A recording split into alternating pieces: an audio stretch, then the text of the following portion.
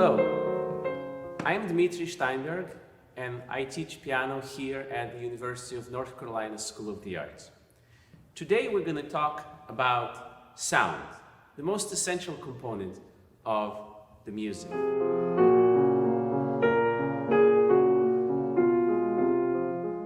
When you're listening to a concert, you're hearing sounds, and the sound in itself can be very expressive and very telling and very moving.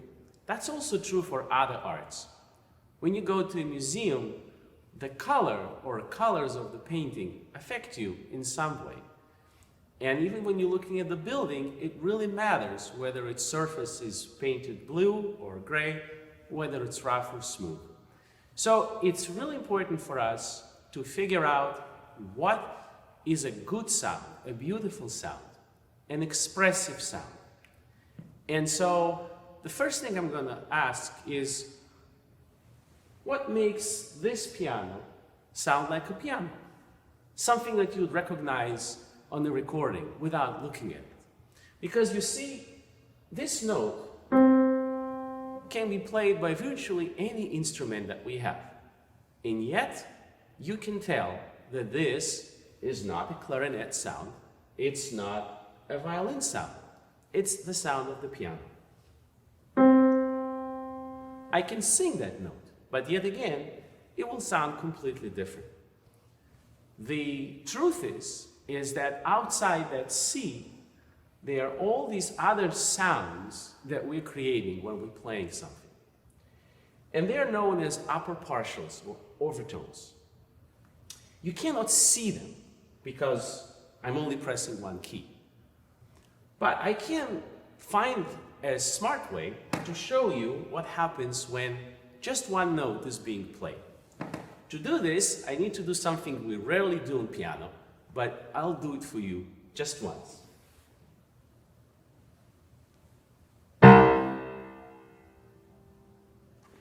That beautiful C major chord you heard very quietly are the overtones, the upper partials which make our sound richer and more expressive. Moreover, the more upper partials I have in my playing, the more expressive the sound. But it's not just that. It's also how clear the sound is and how long it's going to last. For my instrument, it's crucial because my notes, as you know, get softer and softer the longer we hold them. It decays. No matter what I try, it will eventually decay and disappear. But do I have a way to manipulate that decay, to make my sound clearer, more projecting, and more sustained? Actually, I do. And this is true for any acoustical instrument. We are always trying to increase our projection and increase our sustain. Because that's what fills the concert hall. That's what makes people listen, is when the sound travels directly to them. So I'm going to show you two things which actually will minimize that sustain, will interfere with the sound. And these things we probably should not do. The first is a way of playing that is so average, indistinct, generic, that it does not excite the string into producing those wonderful overtones. Here it is. It's bland and it doesn't travel into the concert hall. And here, sorry piano, I'm only going to do this once, is the other extreme. Now, of course, that's loud. But if you put that sound into a sound processing software, you will see that the overtones are not lining up beautifully. Actually, they're all over the place. They are chaotic. And even though this may sound really loud where you are, which is very close to the piano, it doesn't travel into the hall all that well. So these are the two extremes that we would like to avoid. On one hand, a sound that is not played into the depth of the instrument, and on the other, the sound that is played so violently that the overtones get distorted And what the audience ultimately hears is brittle and metallic noise. And now we have to see how, on my instrument at least, we can produce the sound that really interests us. The sound which is rich in overtones, clear, ringing, resonant, and sustained. I need my arm weight and I need my pronouncer, my fingertip. When we put these two together, we'll get a sound that is very similar to the sound of a bell.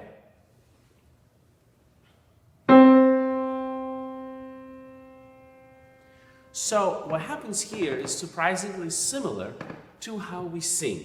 The air is coming all the way from our lungs and our diaphragm, and here we put the finishing touches on it. Our lips, tongue, and teeth are pronouncing our words when we sing and let the sound out.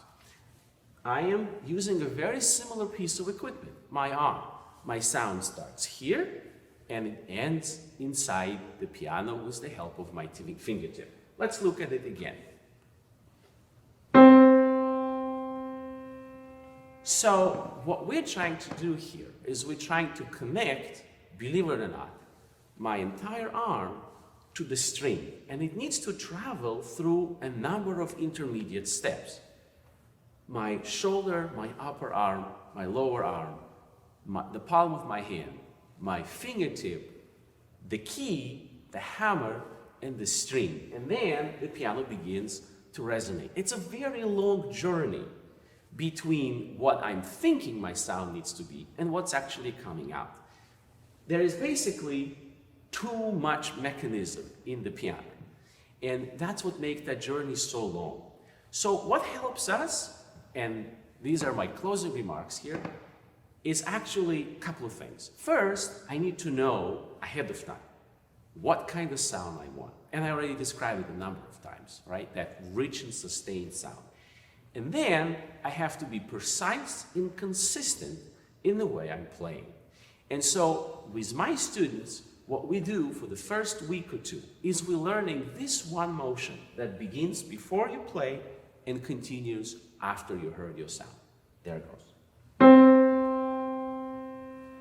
And so it is not hitting, it is not forcing, it's not even lowering. It's quite the opposite. It's drawing the sound out of our instrument. Now, regrettably, I don't play string instruments or wind instruments. But I have reasons to believe that the idea behind the production of really fantastic sound is similar everywhere, which is have a fantastically accurate concept of what you need before you do it, and then study your basic motions to a point when they are as consistent as walking and breathing, so that no matter how many times you try to play that C, you're always getting the same or very, very similar result. A sound that is warm and round and is going to be sustained a long time. Here goes. It's still there. Thank you very much for watching.